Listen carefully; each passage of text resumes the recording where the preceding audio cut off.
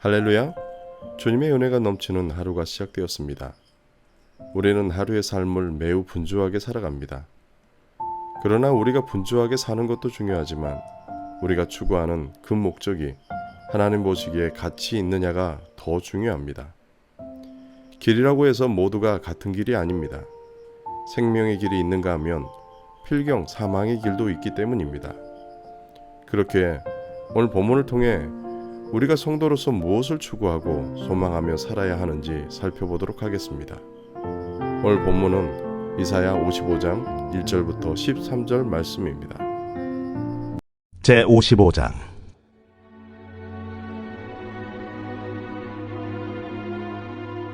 오호라, 너희 모든 목마른 자들아 물로 나오라. 돈 없는 자도 오라.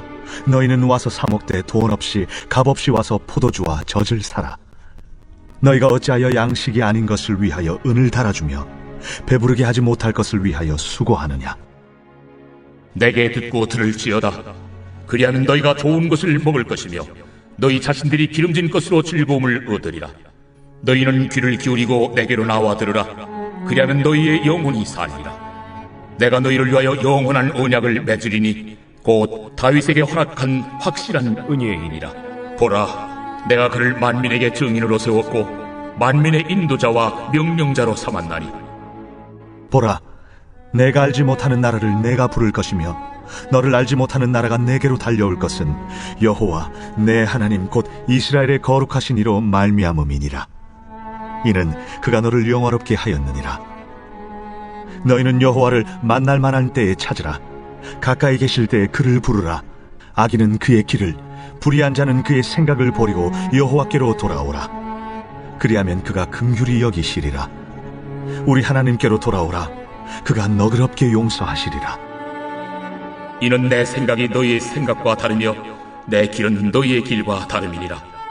이는 하늘이 땅보다 높음같이 내 길은 너희의 길보다 높으며 내 생각은 너희의 생각보다 높음이니라. 이는 비와 눈이 하늘로부터 내려서 그리로 되돌아가지 아니하고 땅을 적셔서 소출이 나게 하며 싹이 나게 하여 파종하는 자에게는 종자를 주며 먹는 자에게는 양식을 줌과 같이 내 입에서 나가는 말도 이와 같이 헛되이 내게로 되돌아오지 아니하고 나의 기뻐하는 뜻을 이루며 내가 보낸 일에 형통함이니라. 너희는 기쁨으로 나아가며 평안히 인도함을 받을 것이요 산들과 언덕들이 너희 앞에서 노래를 바라고 들의 모든 나무가 손뼉을 칠 것이며 잣나무는 가시나무를 대신하여 나며 화석류는 찔레를 대신하여 날 것이라. 이것이 여호와의 기념이 되며 영영한 표징이 되어 끊어지지 아니하리라. 삶이 어려울 때 우리가 자주 쓰는 말이 길이 보이지 않는다는 것입니다. 그러면서 남의 탓, 사회 탓, 나라 탓, 시대 탓을 합니다. 그러나 그렇게 남 탓을 한다고 달라지는 것은 아무것도 없습니다. 그런데 사실은 길이 없어서가 아니라 우리의 시각이 매우 좁기 때문입니다. 세상 모든 만물은 하나님에 의해 창조되었습니다. 그렇게 우리에게 필요한 것은 하나님의 시각입니다. 본문의 배경이 되는 이스라엘 백성들은 지금 포로 생활에 지쳐 더 이상 하나님을 찾지 않습니다. 스스로 자포자기와 냉소주의에 빠져 더 이상 희망을 붙들지 못하는 것입니다. 이것은 오늘날 교회에 대한 염증을 느끼고 떠나가는 가나안 성도와 같습니다. 하지만 하나님은 선지자를 통해 애절하게 이스라엘 백성들을 부르십니다. 1절입니다. 오라 너희 모든 목마른 자들아 물로 나오라. 돈 없는 자도 오라. 너희는 와서 사 먹되 돈 없이 값없이 와서 포도주와 젖을 사라. 여기서 너희 목마른 자들은 영적인 갈증 가운데 있는 사람들을 이야기합니다. 이것은 하나님의 구원의 은혜를 사모한다는 것입니다. 물은 사람들의 영적인 기갈을 해결시켜 줄 수 있는 구원을 상징합니다. 사람들은 누구나 구원에 대한 갈망이 있습니다. 하나님은 이처럼 구원을 갈망하는 자들에게 구원의 초청장을 보내고 계시는 것입니다.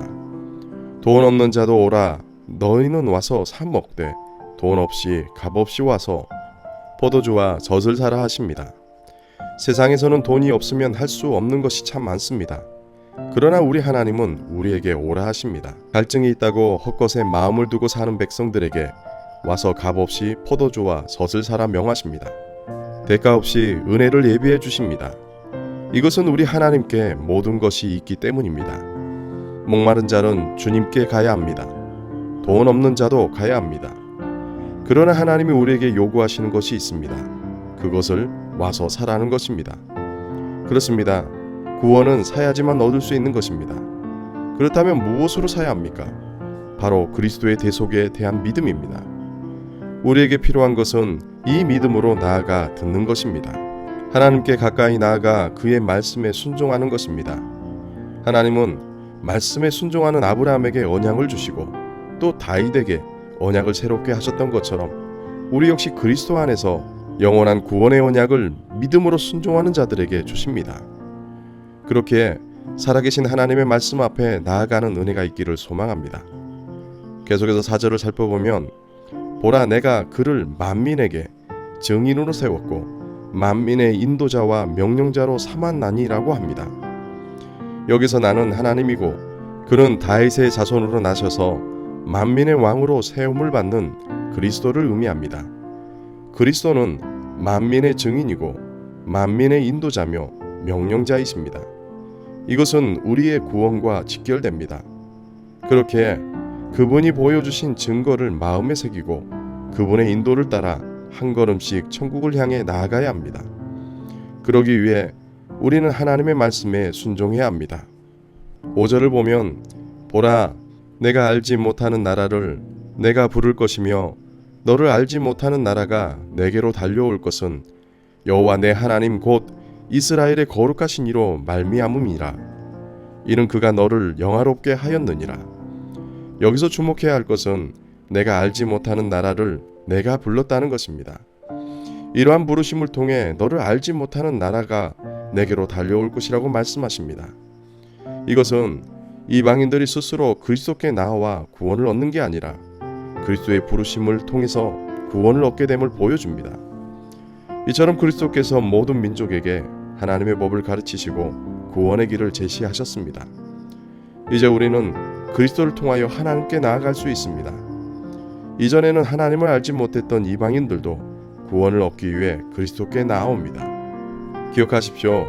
우리 하나님은 만물을 창조하시는 하나님이십니다. 그렇게 우리 하나님이 베풀어 주신 구원은 완전합니다. 뿐만 아니라 아무 대가도 요구하지 않으십니다. 그러나 잊지 말아야 할 것은 그리스도를 통해서만 받을 수 있다는 것입니다. 그렇게 그분의 증거를 받으며 인도함을 따라 그의 명령에 순종해야겠습니다.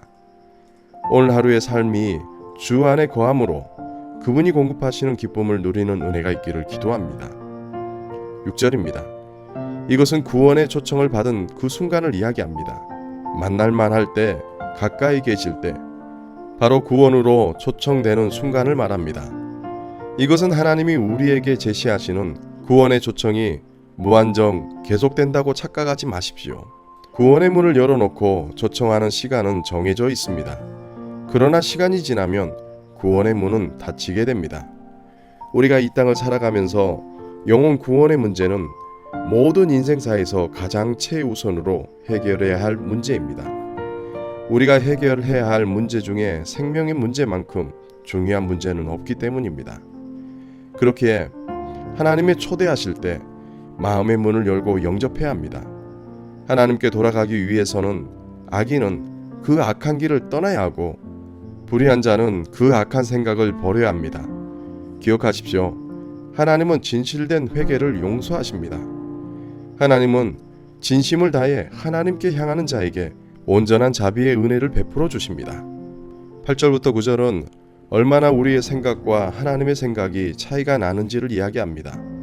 많은 사람들이 자신의 죄가 용서받기에는 너무나 심각하다고 생각합니다. 그러나 하나님의 용서는 인간의 죄의 경중에 영향을 받지 않습니다. 하나님의 용서는 무제한입니다.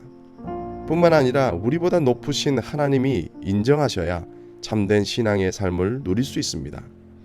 참된 신앙은 하나님과 인생의 본질적 차이를 아는 것입니다. 기억하십시오. 하나님의 지혜와 사람의 지혜 자체가 비교 불가능합니다. 그렇게 하나님의 능력과 지혜의 말씀만 의지하며 살아가는 은혜가 있어야 되겠습니다. 계속해서 11절 말씀을 보면 하나님의 입에서 나오는 모든 말씀은 헛되이 사라지지 않고 반드시 그 목적을 이룬다고 합니다. 기억하십시오. 하나님의 말씀은 헛되이 소멸되지 않고 반드시 결실하며 그 뜻을 이루십니다. 그렇게 우리는 하나님의 말씀을 따라 살아야 합니다. 말씀은 메마른 인간들의 마음에 내려 그들을 변화시키고 생명의 길로 인도합니다. 바벨론 포로에서 해방된 이스라엘이 큰 기쁨을 맛봤듯 죄로부터 자유함을 얻은 모든 사람에게 영원한 기쁨을 맛보게 하십니다. 그들은 이제 평안한 인도함을 받을 것입니다. 하나님의 은혜로 가시나무, 찔레가 사라지고 잣나무, 화석류가 생겨납니다. 이것은 그리스도의 구속의 은혜로 황폐되어 있던 열방을 회복시키실 것을 의미합니다. 기억하십시오. 우리 하나님의 자비로우심, 은혜로우심, 진실하심을 믿어 의심하지 마시길 바랍니다. 모든 것이 불확실한 시대에 하나님은 우리를 찾아 부르십니다. 하나님은 그리스도를 값없이 우리에게 주셨습니다. 우리는 그리스도를 통해 주시는 그 무한한 은혜를 누려야 됩니다. 오늘 하루 그 하나님의 참된 기쁨을 누리는 은혜가 있기를 주님의 이름으로 축원합니다. 함께 기도하시겠습니다. 사랑과 은혜가 풍성하신 아버지 하나님, 하나님의 말씀 외에는 그 어느 것도 영혼의 목마름을 해결할 수 없음을 기억합니다. 오늘 하루도 온전한 믿음을 주시고 주 안에서 생수를 얻어 누리는 삶을 살게 하여 주시옵소서. 세상의 유혹 앞에 단호함도 허락하여 주시고 나의 생각과 방법 또한 다 내려놓게 하시고 오직 살아계신 하나님 말씀만 신뢰하며 옳은 길을 따라갈 수 있도록 이 한날도 은혜를 더하여 주시옵소서. 감사드리며 예수님의 이름으로 기도합니다. 아멘.